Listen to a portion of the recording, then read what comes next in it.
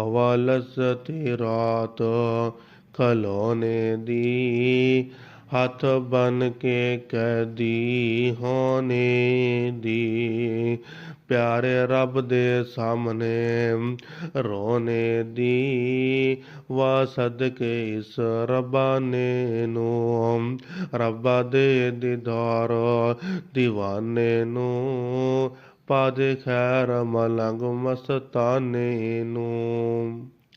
हजरात, ਅੱਜ ਅਸੀਂ ਗੱਲ ਕਰਾਂਗੇ ਮਾਹ ਰਮਜ਼ਾਨ ਦੀ ਅਜ਼ਮਤ, ਫਜ਼ੀਲਤ ਔਰ ਸ਼ਾਨ ਕਿਆ ਹੈ। ਅੱਜ ਉਹਦਾ ਤੀਸਰਾ ਹਿੱਸਾ ਮੈਂ ਬਿਆਨ ਕਰਨਾ ਹੈ।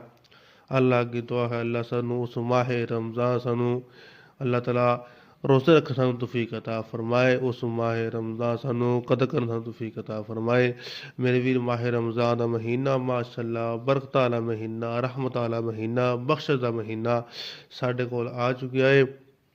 ਅੱਲਾ ਅੱਗੇ ਦੁਆ ਹੈ, ਅੱਲਾ ਸਾਨੂੰ ਇਸ ਮਾਹ ਰਮਜ਼ਾਨ ਸਾਨੂੰ ਕਦਰ ਕਰਨ ਦੀ ਤੌਫੀਕ ਅਤਾ ਫਰਮਾਏ।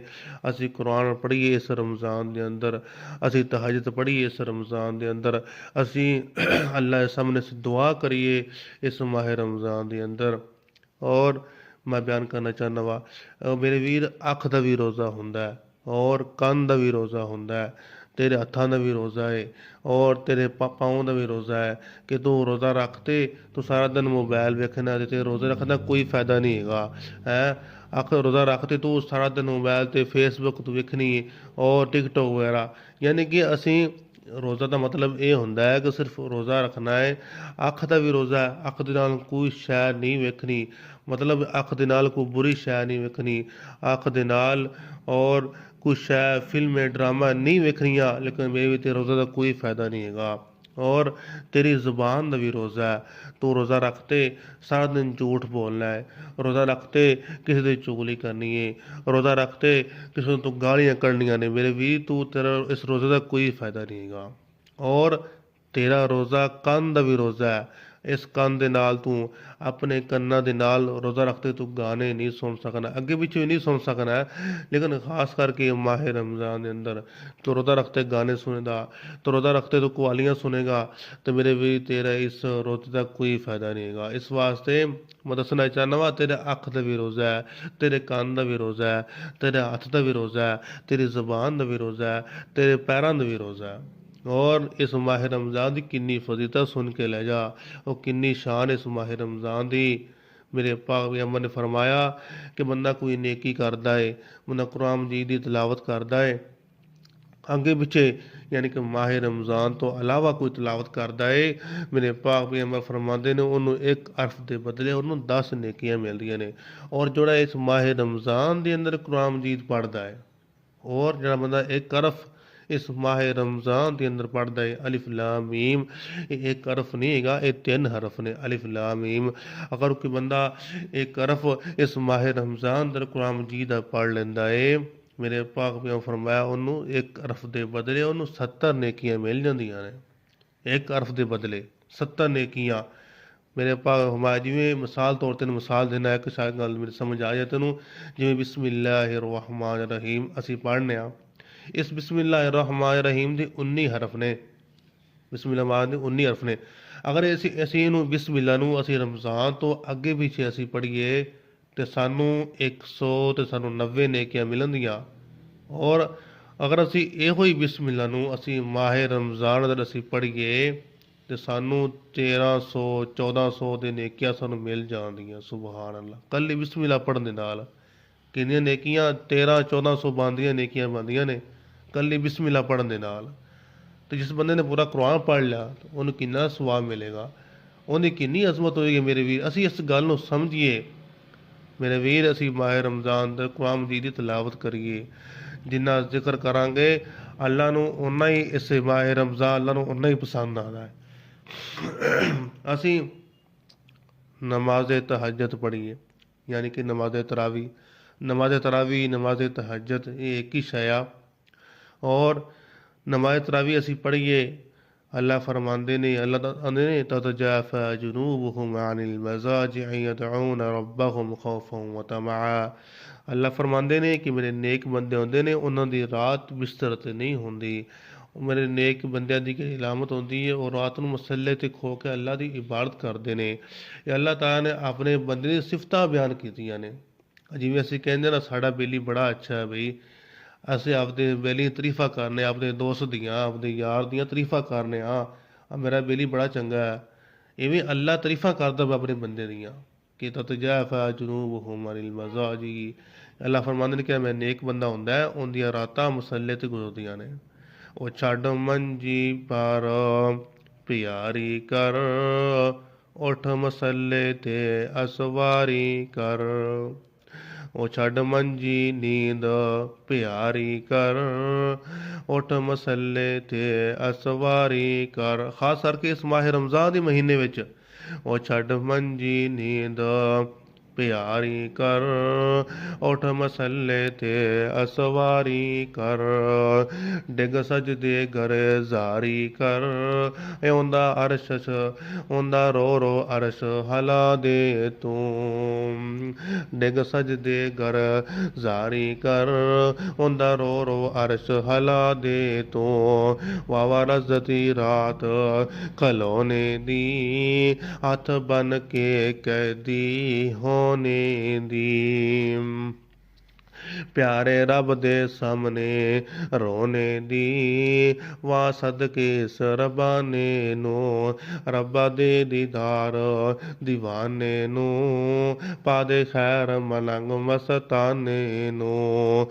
ਵਾਵਾ ਲਜ਼ਤੀ ਰਾਤ ਕਿਆਮੇ ਅੰਦਰ, ਵਾਵਾ ਲਜ਼ਤੀ ਰਾਤ ਕਿਆਮੇ ਅੰਦਰ। ਮੇਰੇ ਵੀਰ, ਜਿਹੜਾ ਬੰਦਾ ਰਾਤ ਨੂੰ ਕਿਆਮ ਕਰਦਾ ਉਸ ਬੰਦੇ ਨੂੰ ਸਕੂਨ ਮਿਲਦਾ। हजरात सुन के ले जाए इस माह रमज़ान की कितनी फजीलत है। नबी पाक अलैहिस्सलाम ने इशाद फरमाया, आपने हज़रत हुज़ैफ़ा ਨੂੰ वसीयत फरमाई। अल्लाह दे नबी फरमाते ने, ऐ हुज़ैफ़ा, मन क़ाल ला इलाहा इल्लल्लाहु दख़लल जन्ना।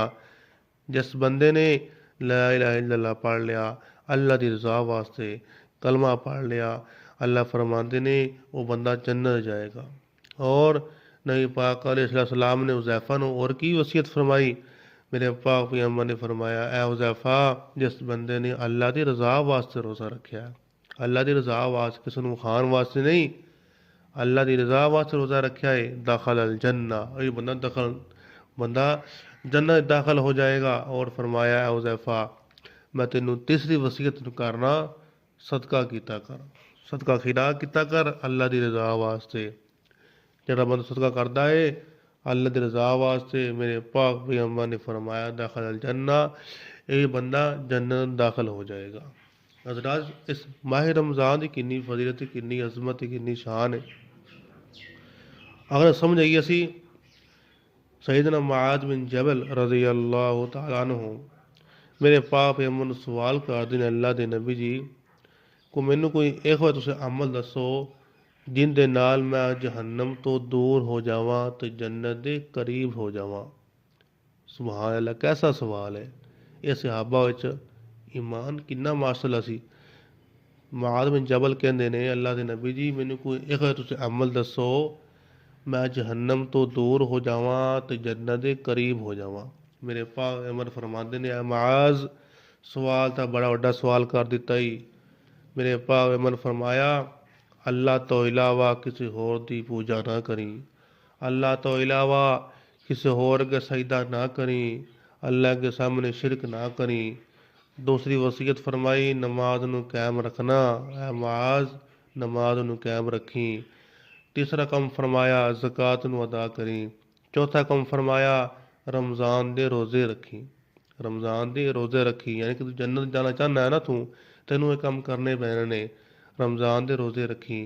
और पांचवा कम फरमाया, सिला रहमी करी, सिला रहमी करी, जेडे रिश्तेदार तेरे होन सिला रहमी करना ही। अल्लाह अकबर। अल्लाह मेरे पाक फरमाया, अगर तू 5 काम करेगा तो जन्नत के करीब हो जाएगा। और फिर एक दस देना, अल्लाह तो इलावा शिरक ना करी, नमाज नू कायम करी, ज़कात नू अदा करी, माह रमज़ान दे रोज़े रखी और सिला रहमी करी, तो बड़ा ही जन्नत के करीब हो जाएगा। सुभान अल्लाह। यानी कि 5 काम ने। और इस माह रमज़ान की कितनी फजीलत है। मेरे पाक पैगंबर मस्जिद नबवी च बैठे ने, सारे सहाबा बैठे हुए ने, सुभान अल्लाह। मस्जिद नबी सहाबा नाल भरी हुई है। मेरे पाक पैगंबर पुछदे ने, ऐ मेरे सहाबा, अज किस बंदे ने रोज़ा रखा है? सईदना अबू बकर सदीक रजी अल्लाह तआला अन्हु कहंदे, अल्लाह दे नबी जी अज मैं रोज़ा रखा है। सुभान अल्लाह, नफली रोज़ा रखा है। मेरे पाक पैगंबर कहंदे ने, अज किन्ने मस्कीन नूं खाना खिलाया है? सईदना अबू बकर सदीक रजी अल्लाह तआला अन्हु, अल्लाह नबी जी अज मैं मस्कीन नूं खाना खिलाया है। दो काम हो गया। मेरे पाक पैगंबर ने पूछा, मेरे सहाबा, अज किन्ने मोमन बंदे दा नमाज़े जनाजा पढ़िया है? अबू बकर कहन लगे, अल्लाह दे नबी जी मैं जनाजा पढ़िया है। सुभान अल्लाह। और चौथा काम फरमाया, अज किन्ने किसी बीमार बंदे दी बीमार पुरसी कीती है? सईदना अबू बकर कहन लगे, अल्लाह दे नबी जी अज मैं बीमार पुरसी कीती है। सुभान, यानी कि सारे काम ही अबू बकर सदीक ने करके आया सी। अल्लाह दे नबी फरमांदे, जेड़ा बंदा ये चार काम करदा है, मैं मुहम्मद ਉਹਨੂੰ जन्नत ਦਾ टिकट दे देना वा। सुभान अल्लाह। वेख लो, रोज़ा रखना, नफी रोज़ा रखना, मस्कीन नूं खाना खिलाना, और किसी जनाजा पढ़ना, किसी मोमन बंदे जनाजा पढ़ना, बीमार पुरसी करना, मेरे वीर बड़ा वड्डा सवाब है। साढ़े कोई गरीब कोई बीमार हो जाए ना, उन्होंने कोई पुछदे कोई हुंदा है, और कोई अमीर कोई बीमार हो जाए, सारे ਅਸੀਂ ਉੱਥੇ ਪੜ ਜਾਂਦੇ ਹਾਂ। ਜਦੋਂ ਅਸੀਂ ਮਿਸਾਲ ਤੌਰ 'ਤੇ ਅਸੀਂ ਜਿਵੇਂ ਸ਼ਾਦੀ ਵਿਆਹ ਜਾਂਦੇ ਹਾਂ, ਅਸੀਂ ਸ਼ਾਦੀ 'ਤੇ ਜਾਂਦੇ ਹਾਂ, ਜਿਵੇਂ ਨੌਂਦਰਾ ਪਾ ਕੇ ਜਿਵੇਂ ਪੈਸੇ ਦੇ ਕੇ ਆਪਾਂ ਆਉਂਦੇ ਹਾਂ ਸ਼ਾਦੀ ਵਿਆਹ 'ਤੇ, ਨਾ ਰੋਟੀ ਖਾਣੀ ਵਲੀਮਾ ਖਾਣ ਵਾਲੇ ਪੈਸੇ ਦੇ ਕੇ ਆਪਾਂ ਆ ਜਾਂਦੇ ਹਾਂ। ਸਾਡਾ ਇਹ ਹੱਕ ਬਣਦਾ ਹੈ, ਜਦੋਂ ਅਸੀਂ ਕਿਸੇ ਦੀ ਬਿਮਾਰ ਪੁਰਸੀ ਕਰੀਏ, ਕਿਸੇ ਹਸਪਤਾਲ ਜਾਈਏ, ਅਸੀਂ ਉੱਥੇ ਵੀ ਪੈਸੇ ਦੇ ਕੇ ਅਸੀਂ ਆਈਏ ਕਰੀਏ। ਉੱਥੇ ਅਸੀਂ ਉਹ ਪੈਸੇ ਦੇਣ ਦਾ ਹੱਕ ਬਹੁਤਾ ਬਣਦਾ, ਉੱਥੇ ਅਸੀਂ ਪੈਸੇ ਨਹੀਂ ਦਿੰਦੇ ਅਸੀਂ ਘਰੋਂ, ਕਿਉਂਕਿ ਉਸ ਵਕਤ ਮਰੀਜ਼ ਨੂੰ ਜ਼ਰੂਰਤ ਹੁੰਦੀ ਪੈਸਿਆਂ ਦੀ। ਸ਼ਾਦੀ ਵਿਆਹ 'ਤੇ ਅਸੀਂ ਪੈਸੇ ਦੇ ਕੇ ਅਸੀਂ ਆ ਜਾਂਦੇ ਹਾਂ। ਇਹ ਸਾਡਾ ਰਿਵਾਜ਼ ਬਣ ਗਿਆ, ਮੁਆਸ਼ਰੇ ਦਾ ਰਿਵਾਜ਼ ਹੈ ਨਾ, ਇਹ ਰਿਵਾਜ਼ ਬਣ ਗਿਆ। ਲੇਕਿਨ ਜਦੋਂ ਕੋਈ ਫੌਤ ਹੁੰਦਾ ਹੈ, ਮਤਲਬ ਜਦੋਂ ਕੋਈ ਬਿਮਾਰ ਹੁੰਦਾ ਹੈ ਹਸਪਤਾਲ ਦੇ ਅੰਦਰ, ਘਰ ਦੇ ਅੰਦਰ, ਉਦੋਂ ਅਸੀਂ ਪੈਸੇ ਨਹੀਂ ਦਿੰਦੇ, ਅਸੀਂ ਵਾਪਸ ਆ ਜਾਂਦੇ ਹਾਲ ਚਾਲ ਪੁੱਛ ਕੇ। ਤਾਂ ਮੇਰੇ ਵੀਰ, ਕਿਸੇ ਬੰਦੇ ਦੀ ਬਿਮਾਰ ਪੁਰਸੀ ਕਰਨਾ ਕਿੱਡਾ ਵੱਡਾ ਸਵਾਬ ਹੈ। नबी पाक अलैहिस्सलाम ने इरशाद फरमाया, और कोई बंदा सुबह के टाइम किसी बीमार की बीमार पुरसी करते ने, पुरसी करता है, मेरे पाक पैगंबर ने फरमाया, सुबह जाता है बंदा बीमार पुरसी करने वास्ते, तो शाम तक उनके वास्ते 70,000 फरिश्ते उनके वास्ते दुआवां करते रहते हैं। 70,000 फरिश्ते दुआवां करते हैं बीमार पुरसी करना। और मेरे पाक पैगंबर तो एक यहूदी बच्चा सी, उन्होंने पूछने वास्ते चले गया सी। यहूदी बच्चा बीमार हो गया सी, आप उन्हें घर चले गए बीमार पुरसी करने वास्ते। असी मुसलमान असी नहीं पूछ सकते।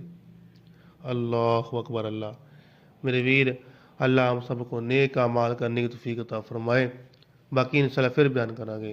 व आखिर दावाना अनिल हम्दुलिल्लाहि रब्बिल आलमीन।